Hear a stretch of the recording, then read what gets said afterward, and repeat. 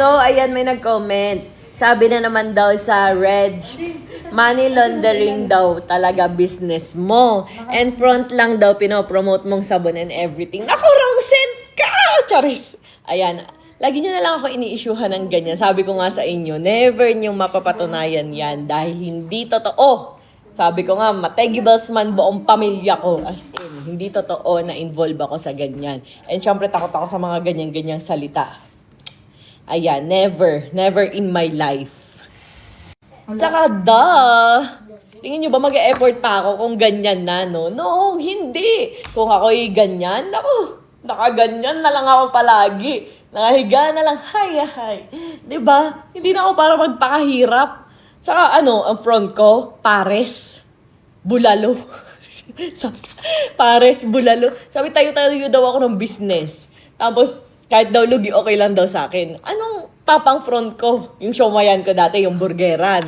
O, maniniwala ba kayo pag sinabi ko na kumikita ako ng bilyon-bilyon, trilyon, sipilyon doon sa pagtitinda ng mga siomai, ng mga ganun. Ako sinasabi ko sa inyo kung totoo yan, ako, hayahay na sana ako.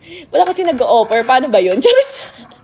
Lagi nyo na lang akong ginaganyan. Kaya nga nagtayo ako ng laundry shop. Kasi nga, di ba, pang inaasar ko kayo. Lagi nyo na ako sinasabihan ng ganyan. Kaya nagtayo ako ng Rosmar Water Station and Laundry Station. Palaban na. Tara, laban kita.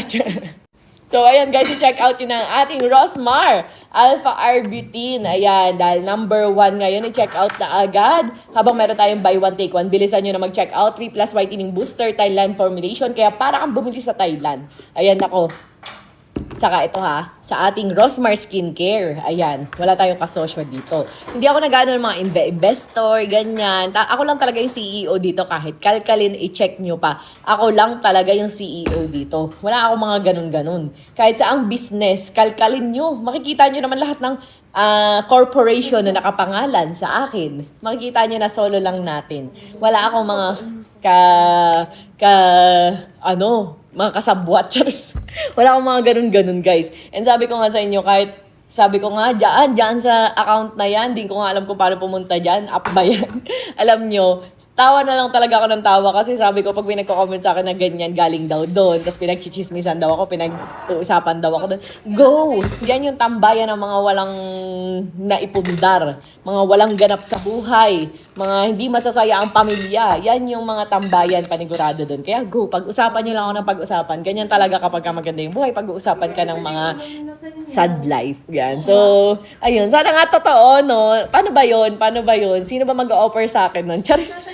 Hindi, at kahit man ganyan, yung SUGAL nga, hindi ko nga pinapatos. Yan pa kayang ganyan. Ganun ako katakot sa Diyos.